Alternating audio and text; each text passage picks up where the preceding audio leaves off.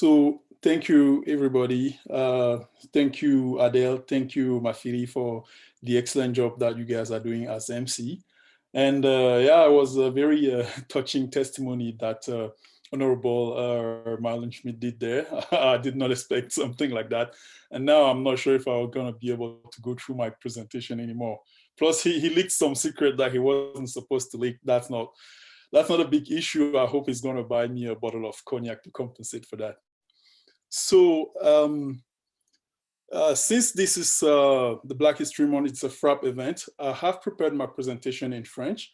I don't have anybody to help me translate. So I beg for your understanding because my presentation is mostly going to be in French. There will be pieces that are in English.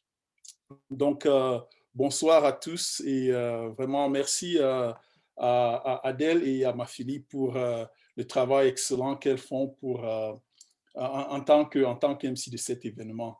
Et je ne vais pas glaner assez de temps parce qu'on n'en a pas assez. Je vais donc rentrer dans le vif de ma présentation. Mais avant de rentrer dans ma présentation, j'aimerais quand même dire que voilà, lorsque je suis appelé à célébrer le mois de l'histoire des Noirs, c'est toujours un sentiment un peu mitigé, un sentiment comme qui dirait mi-figue, mi-raisin. Et cela pourquoi? Cela parce que donc c'est un rappel en fait que si nous célébrons le mois de l'histoire des Noirs, c'est parce qu'il y a un problème, c'est parce que justement la contribution des Noirs n'est pas assez célébrée à l'échelle humanitaire, à l'échelle mondiale.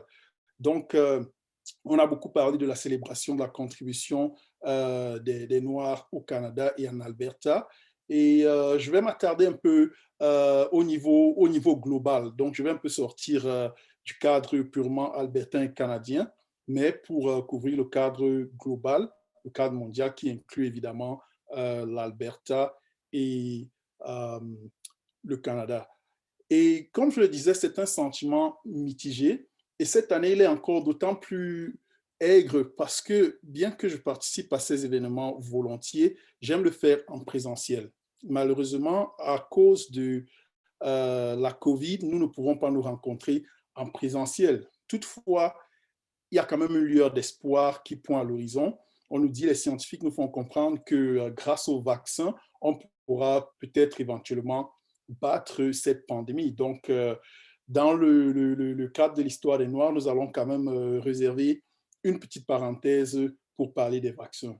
Mais avant que je ne parle des vaccins, j'aimerais quand même que cette présentation, c'est vrai qu'on a dit qu'il faudrait que chacun ferme son microphone, mais j'aimerais qu'elle soit un tout petit peu interactive. Donc, je vais avoir à poser une ou deux questions. Et j'aimerais que tout le monde en ligne qui a une réponse puisse me donner la réponse. Donc, le premier à nous donner la véritable réponse, on va avancer. Et donc, ma première question est celle-ci. Est-ce que vous savez qui est ce monsieur que nous avons à l'écran? Je vous donne 5 secondes si quelqu'un peut nous répondre. Senghor. Léopold Sédar Senghor. Absolument. Ma présentation n'avance pas. Donc, absolument, c'est Léopold Sédar Senghor. Et est-ce que quelqu'un peut nous dire une phrase célèbre que Léopold Sédar Senghor a écrite ou a dite? C'est le titre de votre intervention. Exactement. La raison est hélène, l'émotion est grecque. L'émotion est nègre et la raison est hélène. Voilà. Donc, une phrase avec laquelle je ne suis pas du tout d'accord. D'accord. J'espère qu'on va pouvoir en discuter. Et c'est pour cela justement que j'ai choisi cette phrase, parce que c'est une phrase qui a valu beaucoup de critiques, tant à Senghor, et qui a été utilisée contre les Africains même. Mais avant d'en arriver là, essayons un peu de voir dans quel contexte donc est-ce que Senghor émet cette phrase.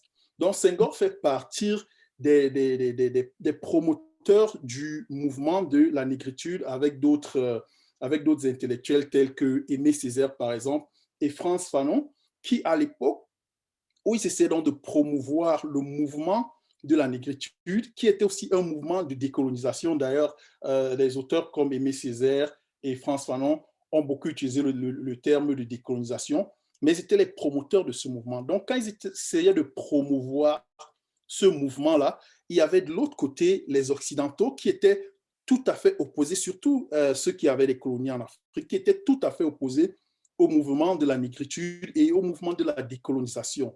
Et ils sont donc allés fouiller certaines thèses qui n'avaient aucun sens, comme les thèses de Hegel, par exemple, ou bien les thèses de Henri Lévy-Bruhl. Cette thèse, donc, qui supposait ou alors qui disait que, voilà, les hommes noirs ne sont pas assez rentrés dans l'histoire, que, voilà, ils émettaient des philosophies, en fait, déshumanisantes à l'égard des hommes noirs, et particulièrement à l'égard de l'homme africain, qui disait que l'Africain est un sous-homme. Et Gell est même allé jusqu'à inventer une histoire selon laquelle il a voyagé en Afrique, et en Afrique, il a rencontré des créatures qui ressemblaient à des hommes, mais qui n'avaient pas de cou et qui avaient la tête directement posée sur les épaules. Et donc, Lucien Lévy-Bruhl, donc, renchérit en disant qu'effectivement, l'homme africain, l'homme noir en général, est un homme prélogique et que c'est un homme de l'immédiateté.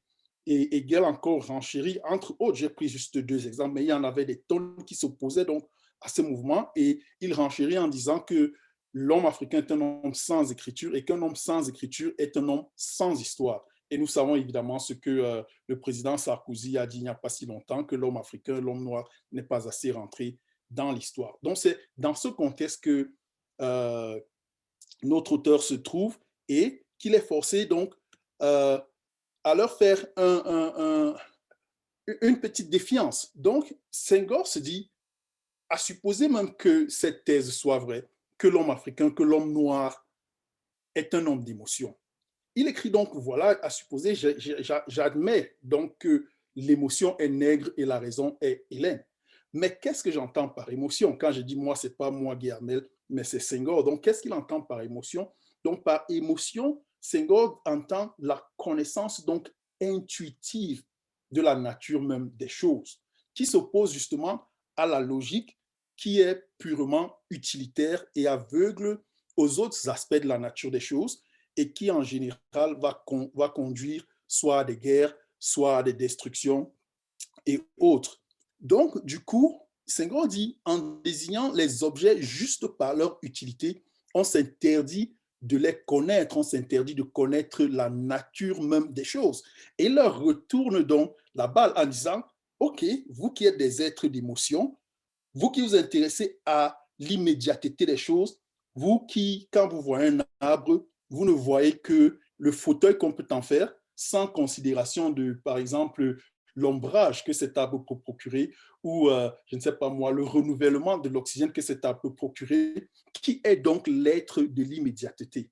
Donc, c'est en fait ça la pensée que Senghor développait en émettant, c'est juste une phrase dans tout un poème qu'il a écrit, donc l'émotion est nègre et la raison est hélène. Donc, c'est donc ça le contexte dans lequel il écrit. Je ne dis pas ça pour dénommager Senghor, mais je sais que cette phrase a frustré beaucoup d'intellectuels africains, même de l'époque, et continue de le faire, mais je crois que souvent le contexte n'avait pas été bien compris. Donc, j'ai voulu utiliser cette phrase un peu par provocation, mais aussi pour essayer de mettre un peu les choses en contexte.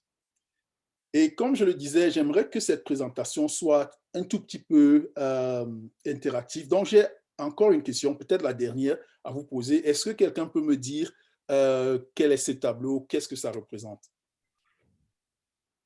5 secondes, Max. C'est un tableau qui était un peinture par Raphaël dans les suites du Vatican. Et c'est Aristote et Platon. Aristote qui pointe vers Platon qui pointe vers l'eau pour la raison et Aristote qui touche la terre pour la raison plus pratique. Absolument, ça c'est fantastique. Donc justement, ce tableau en lui seul résume ce que je dirais la pensée moderne occidentale. Pourquoi? Parce que justement, Platon et Aristote donc, sont les 2 maîtres à penser de la pensée moderne occidentale. Donc, et justement, on reconnaît Platon, les 2 d'ailleurs, Platon est plus âgé, donc on le voit, Aristote est un peu plus jeune, et Platon tient dans sa main son livre qui est la Timée, et Aristote tient le livre qui est l'éthique. Donc, Platon, justement, pointe vers le haut parce que son mode de pensée, sa philosophie est plus animique, donc plus orientée vers les choses de l'âme, tandis que Aristote, justement, qui est l'un des maîtres de la logique, comme on le disait tantôt, de l'immédiateté, pointe la main vers le sol, parce que lui, il ne s'intéresse pas au pourquoi des choses, lui s'intéresse au comment. Quand je vois cet arbre, comment est-ce que je l'abats pour faire mon fauteuil? Je caricature un peu, mais c'est un peu là le contexte de cette peinture. Et vous allez me dire, bon, on est en train de parler de l'histoire du mois des Noirs, qu'est-ce que Aristote et Platon viennent chercher dans tout ça? Et comme je le disais tantôt, Aristote donc fut l'élève de Platon. Et Platon, lui, il fut l'élève de Socrate et de Pythagore et bien d'autres, car il élève le disciple. Il n'est pas certain qu'ils aient vraiment travaillé ensemble, mais il fut l'un de leurs disciples ou les disciples de leur philosophie. Et Socrate, Aristote et bien d'autres, nous savons, ont étudié où? En Afrique. C'est là qu'ils se sont formés, c'est là qu'ils ont appris la connaissance, le savoir. Donc, Platon lui-même est allé en Afrique pour toucher ce savoir du doigt. Et à son retour d'Afrique, donc, il crée ce qu'il a appelé d'ailleurs l'académie. Et fait marquant, c'est que quand Platon donc crée son académie, il écrit à l'entrée de l'académie que nul n'entre s'il n'est géomètre. Et cela n'est pas anodin. Quand il dit nul n'entre s'il n'est géomètre, ça veut dire quoi? Géomètre, ce n'est pas juste quelqu'un qui a une règle unitaire pour mesurer les angles. Non, en fait, il parle de la science africaine. Donc, il dit dans son académie qu'il a créée, nul n'entre s'il n'a reçu l'initiation africaine, l'initiation qui vient d'Égypte, l'initiation qu'a connue ses pères, ses maîtres, tels que Socrate, tels que Pythagore, tels que lui-même. Et c'est dans ce contexte-là donc que Aristote va joindre l'académie après avoir été initié. Il va joindre l'académie et à son tour, donc, il va créer ce qu'on appelle le lycée. Donc, le lycée, donc, c'est les prémices, je dirais, de l'enseignement à grande échelle. Parce que les gens comme Socrate, comme Platon, Pythagore et autres, leur enseignement ne se passait pas à grande échelle. Ils avaient ce qu'on appelait des disciples, 3, 4, 5 tout au plus, qu'ils formaient et qui à leur tour formaient aussi 3, 4, 5. C'était vraiment, comme je dis, c'était vraiment un cercle d'initiés. Aristote donc va créer le lycée et dans le lycée, il va admettre beaucoup plus de gens que ses pairs. Donc, il le divise en 3 groupes. Le groupe du matin, c'était effectivement les initiés, les géomètres, comme on dit, ceux qui ont appris le savoir africain. Et pendant l'après-midi, je dirais, c'était les apprentis. Et le soir, c'était les novices. Donc, tout le monde qui était intéressé par ces enseignements. Donc, c'est à l'intérieur du lycée que Aristote développe les concepts de la logique, les concepts d'éthique, les concepts de rhétorique, les concepts de métaphysique, les concepts de scolastique. Et ceux qui s'intéressent un peu à la philosophie ou à l'histoire des religions savent à quel point donc la scolastique a influencé le catholicisme et par extension le christianisme. Donc, du coup, on voit comment on part d'un savoir purement africain qui est, voilà, blanchi au fil des années pour aboutir à, comment dirais-je, ce qu'on appelle aujourd'hui la science européenne. Et donc, on part des pyramides pour aboutir aujourd'hui à des obélisques qui sont placés dans toutes les plateformes, dans toutes les places fortes de l'Europe. Je ne sais pas si les gens l'ont déjà remarqué. Et ces obélisques ont été pris en Afrique. Donc, demandez-vous pourquoi est-ce qu'on va se donner la peine d'aller porter des monuments si lourds. Chacun de ces obélisques pèse plusieurs tonnes. On va les prendre si lourds et les installer sur toutes les places fortes européennes. Donc, on en a un à la City à Londres, on en a un à Paris, à la place de la Concorde, on en a un en plein cœur du Vatican, à la place Saint-Pierre, on en a un aussi donc au Capitole, pour ne citer que quelques-uns, mais il y en a pratiquement partout dans toutes les grandes places fortes du monde occidental. Donc, ça, c'était juste une parenthèse, justement, pour faire un pied de nez à ce que l'Africain ou l'homme noir n'a rien contribué au développement de l'humanité. Mais revenons un peu au problème qui était notre problème de départ, qui était que l'Afrique et l'homme noir, c'est un peuple sans écriture et donc sans histoire. Je vais juste vous donner un mot qui a 2 racines grecques. Donc, la première racine de ce mot, c'est hieros, qui veut dire sacré, et glyphon, qui veut dire écriture ou bien gravure dans la pierre.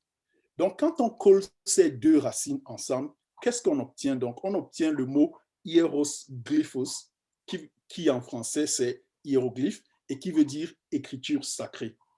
Et quand je dis écriture sacrée, ça, ce sont les Grecs qui l'ont dit. Parce que nous, les Kamites, nous, on ne disait pas écriture sacrée, on disait Medunyeter, qui veut dire la parole divine.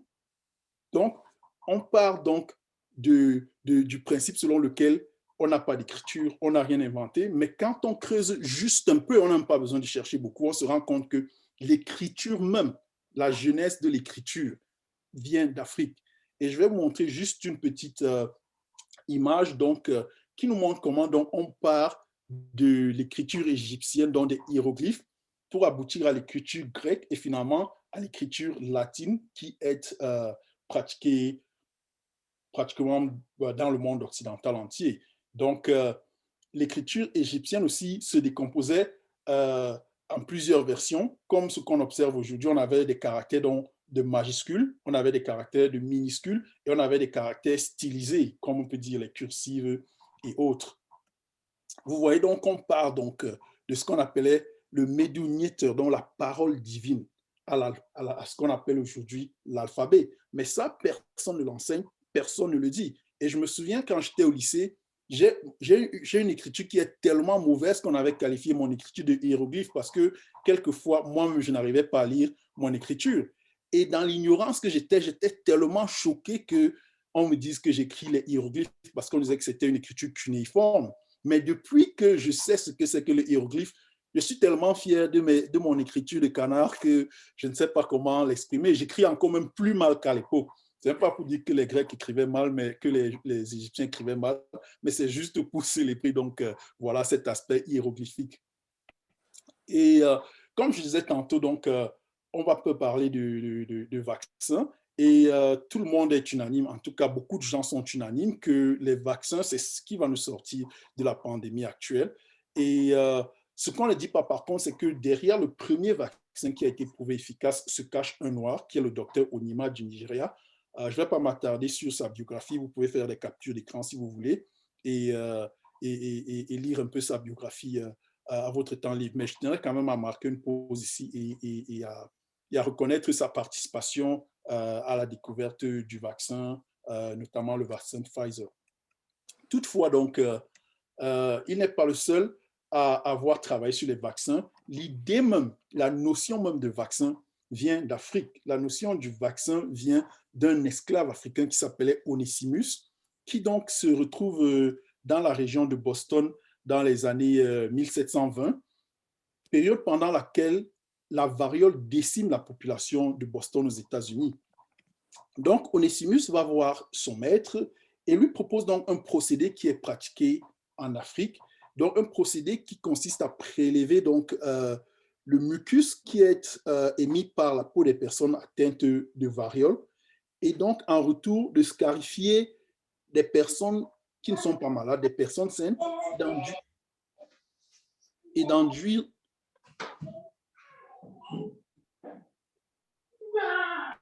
Vous m'écoutez? Allô, vous m'écoutez? Oui, oui, on vous écoute, on vous écoute. Oui, on vous entend. Il y a un micro qui est ouvert, s'il vous plaît. Désolé de vous couper la parole. Si vous pouvez fermer vos micros pour avoir une meilleure qualité. Merci. Merci beaucoup. Donc, je disais donc Onesimus propose ce procédé et ce procédé consistait donc à prélever un peu de mucus qu'émettaient les personnes atteintes de variole ou d'autres maladies et d'enduire les personnes bien portantes de ce mucus. Le procédé était tellement bien, était tellement efficace que la pratique a été baptisée en Afrique, dans certains pays d'Afrique en fait, sous le nom de blindage. Donc, quand on va voir les gens qui ont les scarifications sur la main ou quelquefois sur le dos, sur d'autres parties du corps, on va dire « Ah, ils sont blindés ». En fait, le mot « blindé » vient du fait que le vaccin, la pratique était tellement efficace qu'on avait l'impression justement que quand ces gens étaient passés par ce traitement, ils étaient blindés.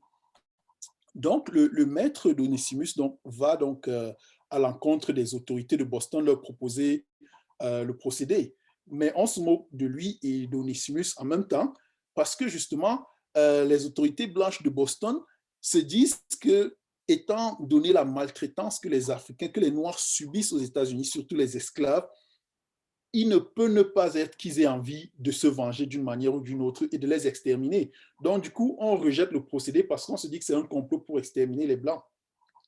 Par contre, donc, Onesimus, lui, il procède et il va donc appliquer cette pratique à sa famille, à son entourage direct, et personne donc ne tombe malade, et tous, et ceux même qui vont peut-être avoir quelques symptômes, ont des symptômes légers et survivent à la maladie. Donc, un ami donc, de son maître, qui est le docteur Boylston, lui, il va aussi s'intéresser au cas Onesimus. Il constate que personne de sa famille n'est malade. Il va donc tester la méthode sur 2 de ses esclaves. Il va voir qu'ils ne sont pas morts au bout de quelques jours. Il va aussi appliquer la méthode à son fils. Puis, quand ça marche, il va appliquer la méthode à presque 200 individus qui vont justement soit ne pas faire la maladie, soit survivre à la maladie. Et après donc cette expérience, le processus de variolation est donc, à l'époque on appelait ça pas encore vaccination, on appelait ça la variolation. Donc le processus de variolation est adopté en masse. Mais ce qui est un peu ennuyeux, c'est que la paternité donc, de l'invention de l'inoculation et de la variolation fut attribuée au docteur Boylston, qui n'a fait que reproduire quelque chose qui vient d'Afrique, qui a été amené en Afrique ou alors qui a été exposé par Onesimus. Et ce n'est qu'en 2016 que les Bostoniens donc, ont reconnu la paternité de ce procédé à Onesimus, et le magazine Boston donc reconnaît Onesimus comme l'un des plus grands Bostoniens de tous les temps. Et Onesimus n'est pas la seule personne à avoir contribué de manière déterminante à la médecine et à la médecine globale. Il y a aussi une autre personne dont je veux parler parmi tant d'autres qui est Henrietta Lacks. Henrietta Lacks, donc, qui est malade et atteinte d'un cancer en 1951, qui se rend donc à l'hôpital de Johns Hopkins, où ses cellules sont prélevées sans son consentement et à son insu. Et elle finit par succomber à la maladie à l'âge de 31 ans. Par contre, ces cellules sont préservées et expédiées dans différents laboratoires aux États-Unis et dans le monde. Et ces cellules sont expédiées, pourquoi? Parce que c'était les premières cellules qui étaient d'une telle durabilité, qui ne mouraient pas, mais non seulement elles ne mouraient pas, mais elles se reproduisaient à une telle vitesse que l'hôpital Johns Hopkins tout seul ne pouvait même pas les gérer. Et donc, c'est grâce à ces cellules qu'on connaît les premiers développements de cellules in vitro, qu'on connaît, qu'on a développé donc, le vaccin contre la polio, et pratiquement toutes les recherches qui se font sur les cancers passent nécessairement par les cellules de Henrietta Lacks. La technique de clonage aussi, c'est grâce aux cellules d'Henrietta Lacks qu'on les connaît, ainsi que la thérapie génique qui est la mode actuelle dans le monde médical. Donc, on voit donc que ça, c'est 2 contributions qui ont changé le cours de la médecine. Mais très peu en parlent. Peut-être Henrietta Lacks, on connaît un peu parce qu'il y a eu, je crois, un film qui est sorti sur elle. Mais Onesimus, très peu en parle. Donc, voilà, c'est l'occasion ici de rappeler un peu leur contribution. Cependant, la contribution des Noirs à la médecine ne s'arrête pas à ces 2 cas. L'idée même, le concept même de médecine vient d'Afrique. Il émane de ce qu'on appelle l'alchimie. Et quand on parle d'alchimie, beaucoup de gens vont s'imaginer, d'après l'adage populaire, que l'alchimie, c'est des savants fous dans leur laboratoire qui essaient de convertir le plomb en or. Que non, l'alchimie, ça vient en fait de 2 mots arabes, al et kémia. Al qui veut dire 2, donc l'origine, et kémia qui veut dire l'Égypte ou l'Afrique ou le pays des Noirs. En fait, kémia, c'est le pays des Noirs. Bon, il y a des gens qui débattent là-dessus, mais ça, en fait, c'est l'origine. Donc, l'alchimie se découpe en 2 branches. La première branche, c'est quoi? C'est la sparigie. Et la deuxième branche, c'est l'astrologie, enfin, des sous-branches. Il n'y a pas que ces 2-là, mais ce sont les deux sous-branches principales. Et donc, dans la sparigie, on va évoluer vers ce qu'on appelle, vers ce qui va devenir la médecine et la pharmacie moderne, et aussi les sciences naturelles. Et l'astrologie va donc évoluer pour nous donner l'astronomie et les mathématiques. Et le monde médical, au moins, rend quand même cet hommage à l'origine africaine de la médecine, parce que lorsque vous allez chez un médecin et qu'il vous prescrit une ordonnance, vous allez toujours voir le petit RX sur l'ordonnance du médecin. Le RX, beaucoup de gens croient que ça veut dire rayon X, mais le RX ne veut pas dire rayon X. En fait, ça représente l'œil d'Horus.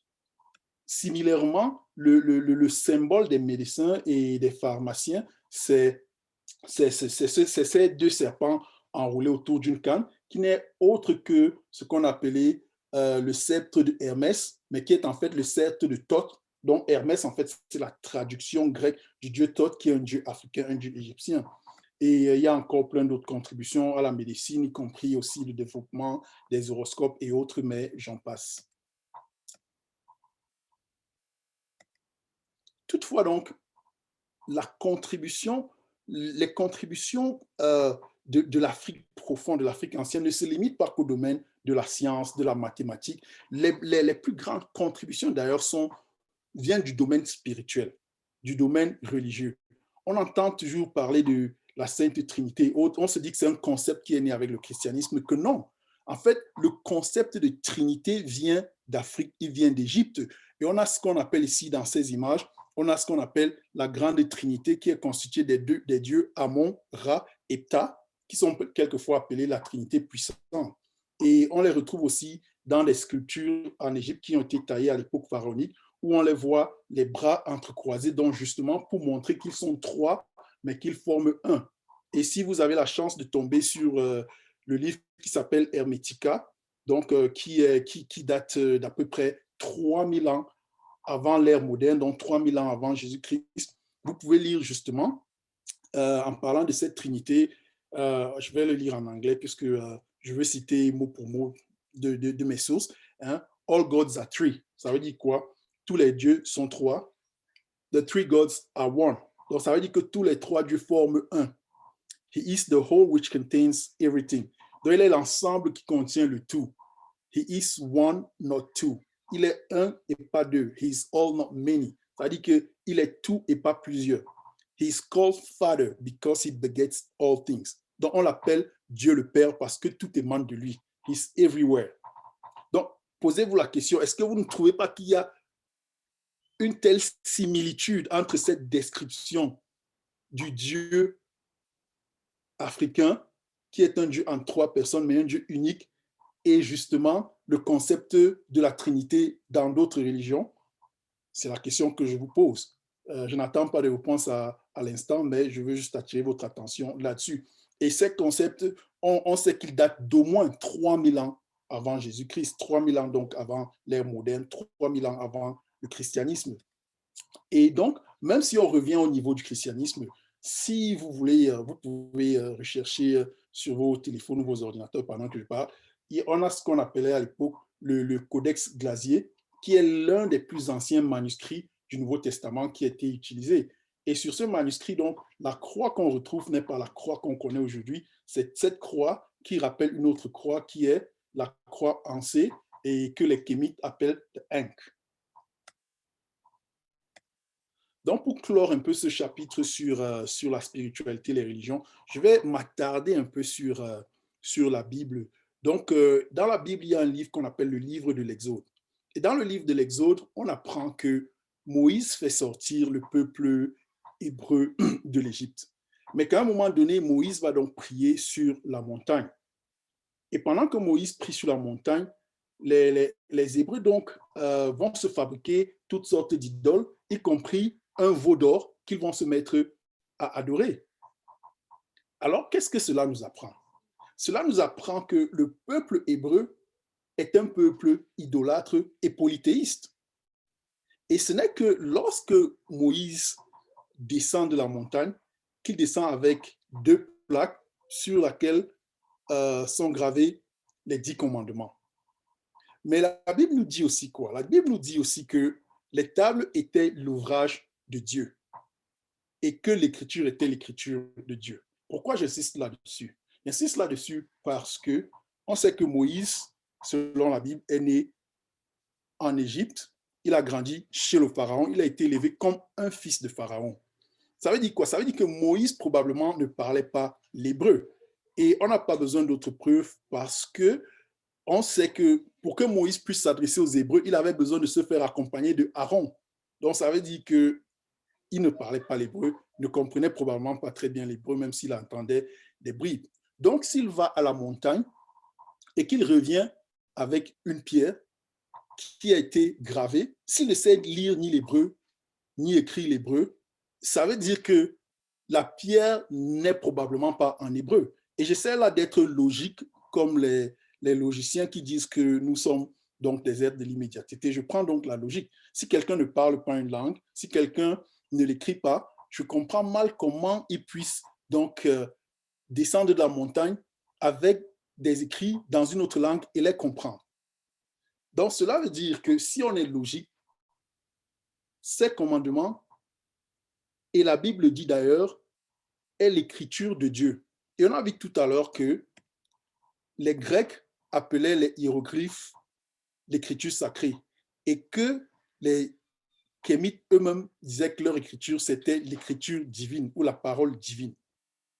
Donc, il va de soi que si les plaquettes étaient l'ouvrage de Dieu et l'écriture de Dieu, elles n'auraient pu être que ce qu'on a vu tout à l'heure, le Medu Neter, qui est la parole divine, telle que les hiéroglyphes étaient appelés à l'époque.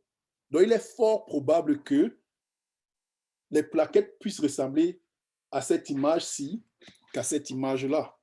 Donc, je vais clore un peu ce chapitre-là. Donc, le problème, c'est que lorsque on discute de ces événements, on se retrouve toujours en face de deux camps.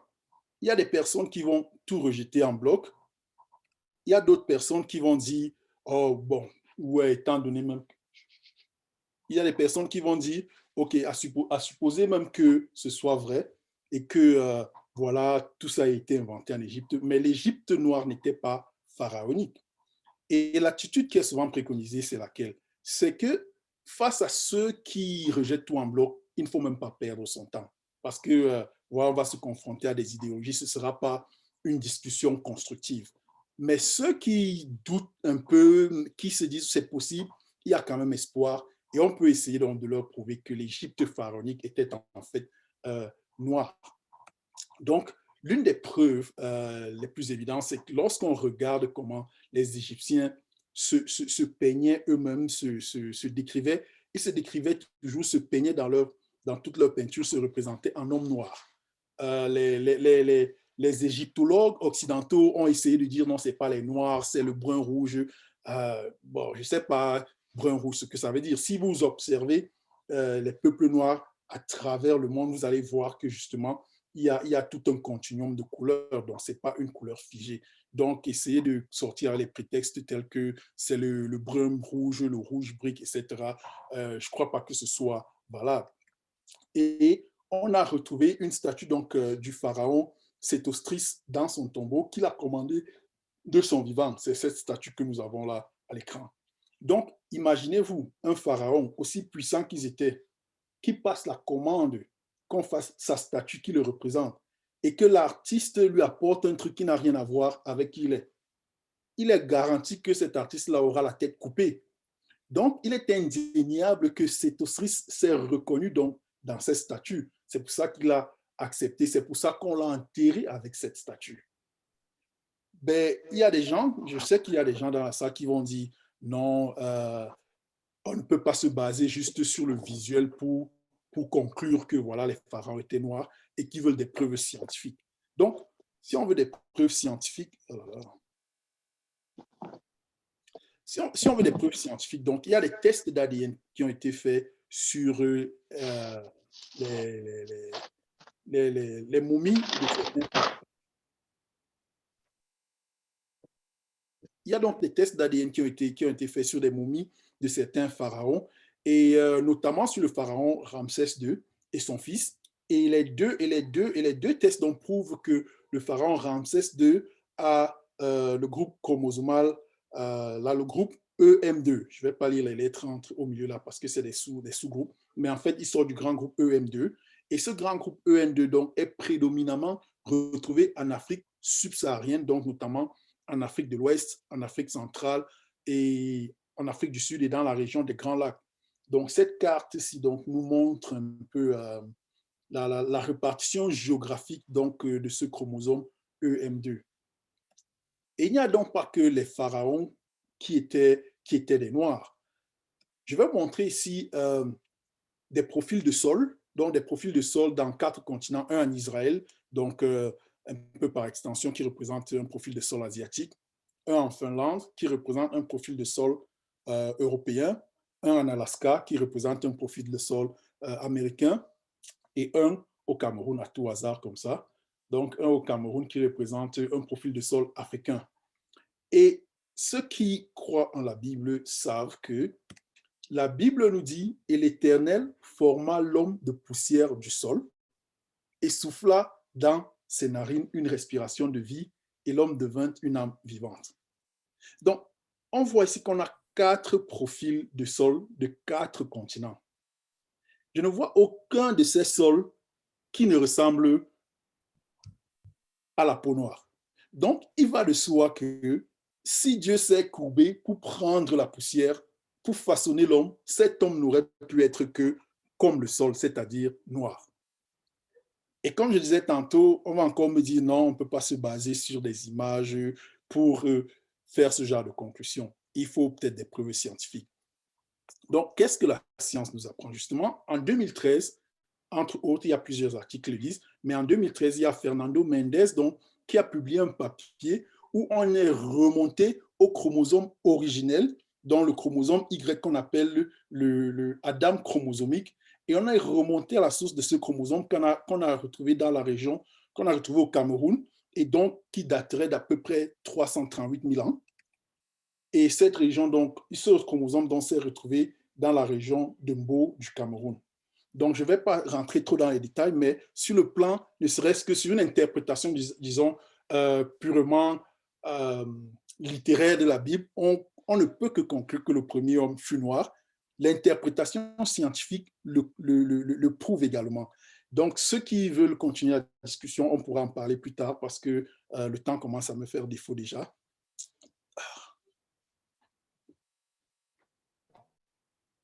Oui. Donc, pour conclure, donc, plus ou moins, logiquement, donc, si on veut rester donc, dans la pensée logique occidentale, on va se dire, Dieu a créé l'homme à son image, et on sait que la Bible nous dit que Dieu a créé un seul homme, et on sait scientifiquement que le premier homme qui fut créé était noir, bibliquement aussi. Et donc, si on veut rester dans la logique de Socrate, de Platon, d'Aristote, on ne peut en déduire que Dieu est forcément... Est-ce que quelqu'un peut m'aider à conclure? Personne? Noir. Voilà. Donc, j'espère que c'est logique. Je veux regarder le raisonnement logique qu'on reprochait à Senghor de ne pas avoir. Donc, beaucoup de gens vont dire, bon, OK, on sait ça, et puis quoi? Donc, et puis quoi, c'est quoi? C'est qu'au cours de plusieurs siècles de déshumanisation, Césaire fait le constat suivant auquel j'adhère tout à fait, que cette déshumanisation donc, a créé chez l'homme noir la peur, le tremblement, le larbinisme et le désespoir. Et j'ai donc regardé un peu la définition le mot désespoir. Le mot désespoir, c'est quoi? Le désespoir, c'est le découragement et l'abandon du savoir-faire, l'abandon de son savoir-faire. Alors, c'est désolant. On part donc d'une situation dans laquelle on a un peuple qui est à la base d'un grand savoir, d'une grande connaissance, mais qui, parce qu'il a subi une déshumanisation, un lavage de cerveau, finit par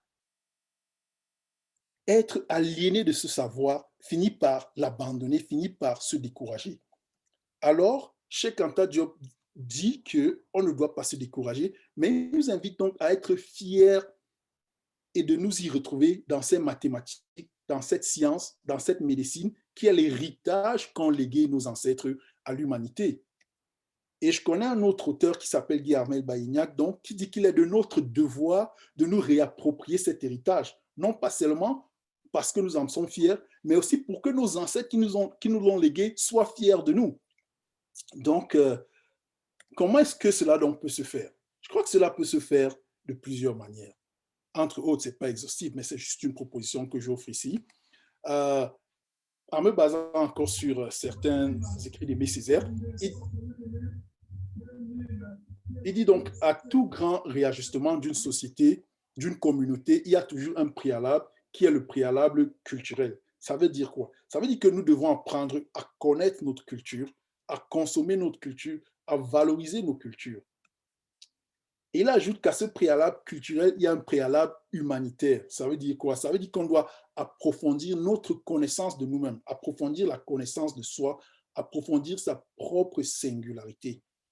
Et cela passe donc par une sphère individuelle ou une sphère privée où on doit faire vraiment un travail d'éveil afin que notre contribution à notre société, à notre communauté, à notre environnement puisse être le reflet de qui nous sommes au lieu d'être quelqu'un d'autre. Parce que imaginez-vous qu'on a une équipe de football. Dans une équipe de football, on ne peut pas avoir que des gardiens de but, on ne peut pas avoir que des attaquants. Bien qu'on forme une équipe qui soit homogène, on a des individualités, des singularités, des particularités.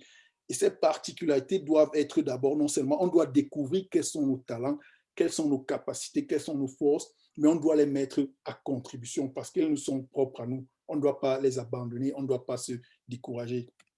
Mais ce travail peut aussi se faire au niveau de la sphère collective ou bien la sphère publique, donc en passant par des organismes communautaires tels que la FRAP, à qui je tire un chapeau d'avoir organisé cet événement en passant, d'autres associations culturelles. Je sais qu'il y a plusieurs associations culturelles qui sont représentées ici. On a parlé tantôt de l'association de Guinée, du Bénin. Je sais qu'il y a des représentants de l'association du Cameroun. Donc, il y a beaucoup de milieux associatifs qui peuvent aussi contribuer à cet éveil.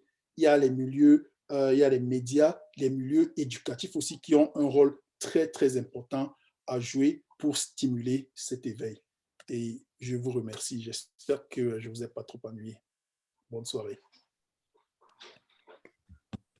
Merci beaucoup. Merci, un immense merci, Monsieur.